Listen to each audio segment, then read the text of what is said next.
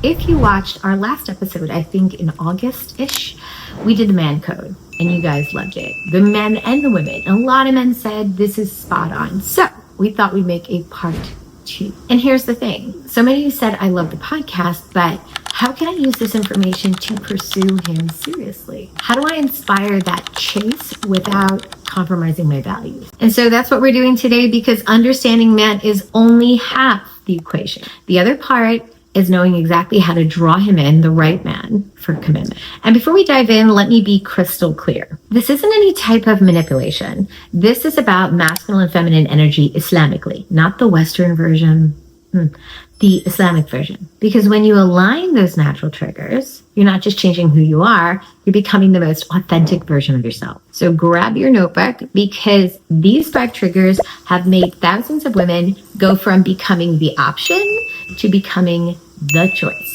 Let's go. Welcome to the Mindful Muslimah Speaks podcast, a safe space to learn and grow into the best version of yourself that you're always meant to be. I'm your host, Mindful Muslimah, a mom of 5, big sister to the community, and a licensed educator with 25 plus years and supporting tens of thousands of Muslim women worldwide. Now I'm excited to share a ton of solutions to your problems on love, relationships, life balance, reconnecting with Allah subhanahu wa ta'ala, getting back on track, and more. So grab a cup of coffee and close out those tabs. These next 20 to 30 minutes are all about you. Let's get started. Assalamu alaikum wa rahmatullahi wa barakatuh. Welcome back to the podcast. We're just going to dive right into the triggers I'm talking about that get men to commit. And guys, if you're listening, feel free to comment. But alhamdulillah, from our experience in working with women over 20 plus years, doing coaching, helping them find spouses, not matchmaking. By the way, I hear this thing about matchmaking lately. Everybody wants matchmaking. Just a quick bonus tip on matchmaking. If you want the easy, quick fix, if you just want to hire someone so they could find you someone, it doesn't always work out as you want. Let me tell you why, because I have tons of horror stories. What happens is a matchmaker will just match you up with the person, and alhamdulillah, they will get you with that person. That's great, but they don't help you vet at detail once inside. So let's pretend you put me and some person together. We're here trying to figure out if we're compatible. On paper looks good. In real life, I have to be able to read him. Is he really religious? How much emotional intelligence? Is he compatible? Is he hiding something? Guys, same for the girls, right? And when you do that, you have to have the skill to do that. And that's what we're all about here at the podcast, giving you the skills to read, because matchmaking isn't a sure thing. And once they put you inside, it's your job to figure it out. So pay attention. Let's do this. Let's figure out how to get guys to commit. And inshallah ta'ala, if you watch a ton of our other podcasts, I go really deep into questions to ask, reading. Definitely subscribe so you can make sure you don't miss those if that's something you want to skill up on.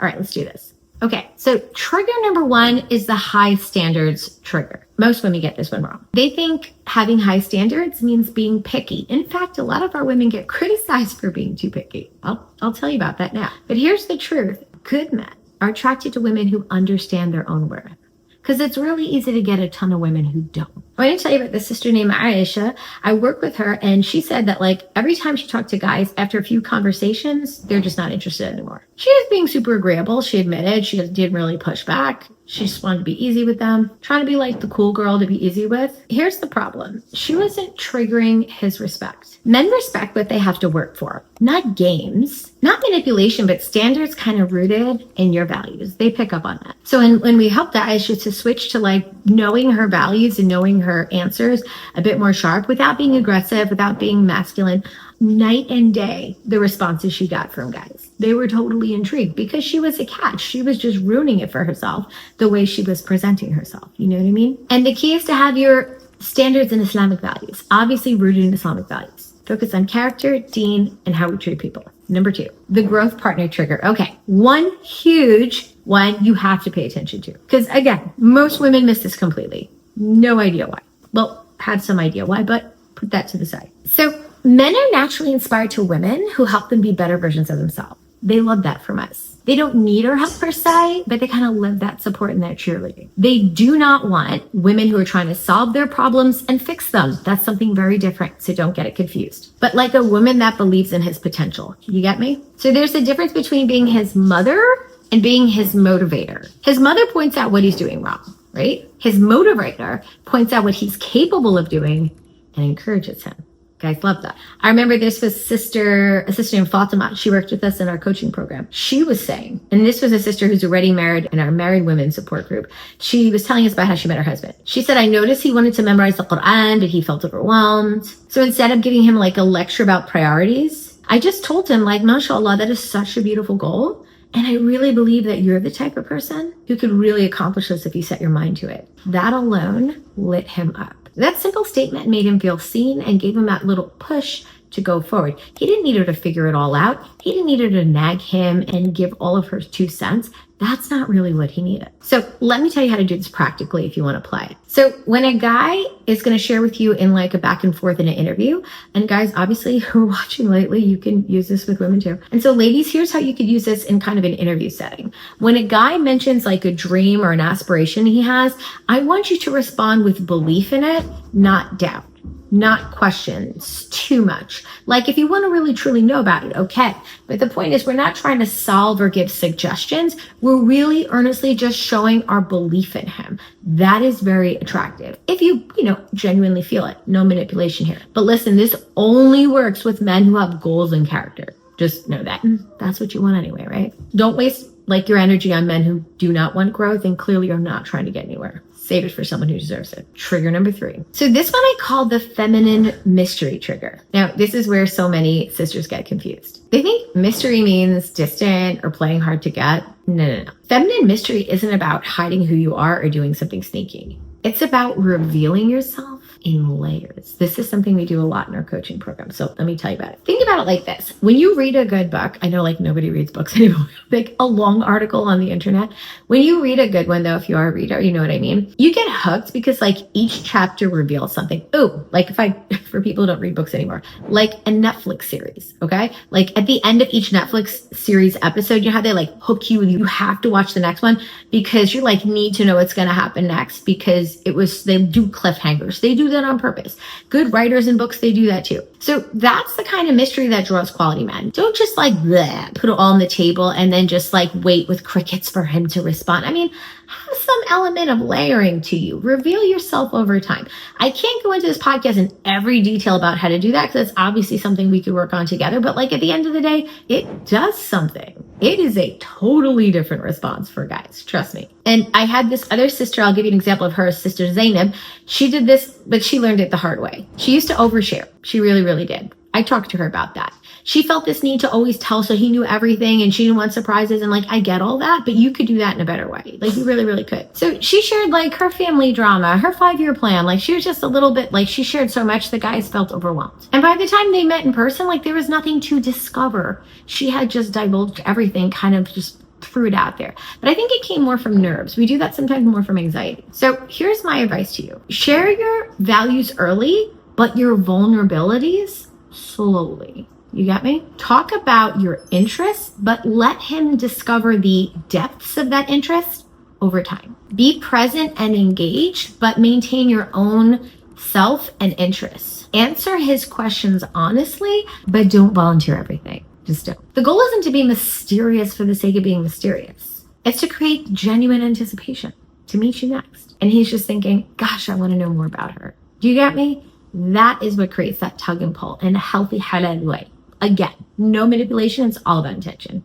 We're going to unravel you in layers. We're not just like trauma dumping, right? Be really careful. Okay, number 4, I call this the support system trigger. Men have a deep need to be appreciated and respected. If there's guys watching, listening to the podcast, definitely let me know in the comments. If you're on YouTube, I'm going to bet that one is 100%. But here's what most women do wrong. They try to be supportive and give advice. Again, trying to solve his problems, like I said before, and that's not what he needs. He just doesn't. Even when you're married, if you're married listening to this, same thing. He really just doesn't. What he needs is to feel like you believe in him, you appreciate him, and his efforts. Remember, men show love more through actions. That's why women struggle. They're like, just tell me you love me, right? And they want to feel like their actions are seen and valued. I mean, who wouldn't? Your simple acknowledgement will make him feel like a hero and remind him of why he has been working so hard to accomplish this. But here's the key. Be the cheerleader, not his coach. You're not trying to solve his problems, save his life.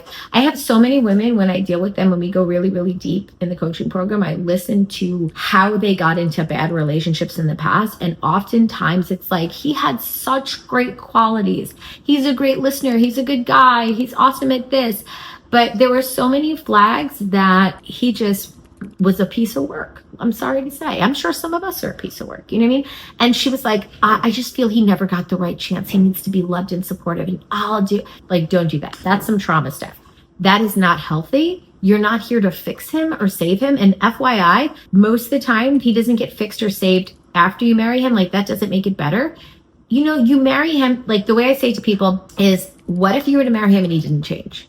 And he didn't become what he needed to be? Would you accept this version of him unfixed or unchanged? Most women will be like, no. If I knew that was 100%, no.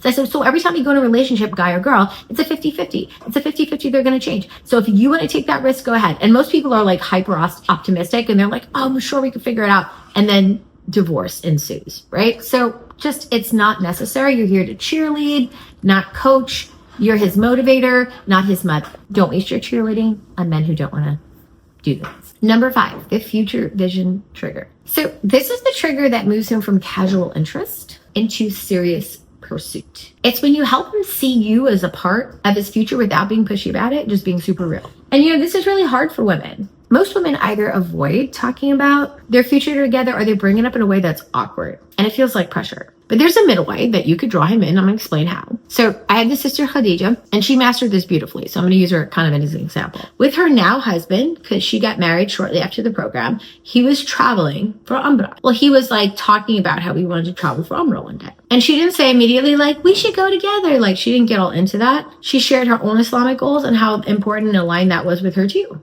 Right? When they were trying to do the courting thing. And later in the courting thing, when he was talking about he wanted to be a good father, she naturally shared her thoughts about children. She wasn't like, oh my God, because that doesn't feel very future authentic. It makes us look needy. Do you get me?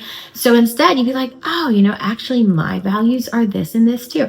And actually when I do this with groups of women, I actually model exactly how to talk and say it. I'm not going to go into all that now, but you get me? Like if you could just come back at it with you sharing yours, you're not like diving all in and going in and making, you know, because it just looks like it looks a little needy. Right? So she wasn't pushing for commitment. She was just sharing her view too. So let me kind of break down a bit more how to do this. Share your life goals and values naturally in the conversation. Show interest in his future plans without just like inserting yourself in it like it's meant to be, like, because it sounds a little cheesy. Demonstrate that you're building a life that he'd want to be part of, if that's the way you feel. And let him see that being with you only enhances his vision, doesn't limit it. The goal is to get him to think being with her would make my future better. And again, I'm only saying these things because I see women self-sabotaging. Like, I'm not telling you to go in there with this master manipulative plan.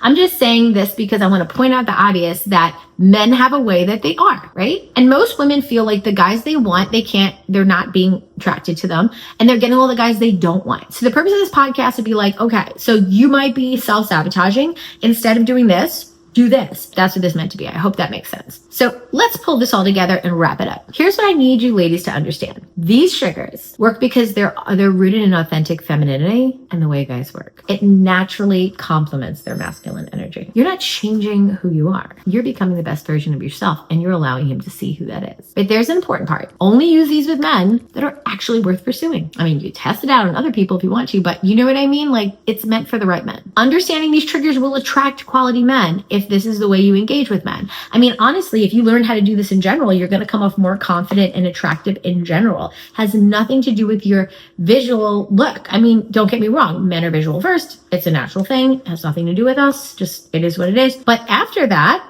these are the things that attract them. So I promise you, if you put some of these into play, inshallah ta'ala, you'll see a huge difference. So here's what I want you to do after this episode. First, I want you to reflect on the triggers that resonated with you. Which one do you think you need to work on? Let me know down below. Second, if you're in a relationship, I mean a halal one, talking to someone, observe how you can naturally incorporate some of these in with these meetings that you're having. And if you're like, oh my gosh, I wish I could even find a guy who's worth talking to, I'm struggling with that. that is a real thing, a real crisis happening for so many women, and you're ready to learn this deeper and you want some live help, we have a spouse finding blueprint. That could be a first thing you do. We have like a PDF downloadable. I'll put that in the links below. Number two, if you want to actually work with me, I'm open to people. We have very, very limited seats, but you could see if you can maybe get one. So we could fast track your search for guys who can get married this year, inshallah. We have a link for a free call below to see if we can work together. But remember, sis, you do not have to chase anyone. That is a very important point. When you embody these principles, the right men, strong men, men that lead, men that have emotional intelligence, growth mindset, will naturally be attracted to these. May Allah subhanahu wa ta'ala make it easy for you. I will see you all in the next podcast. Assalamu alaikum. Rahmatullahi wa barakatuh.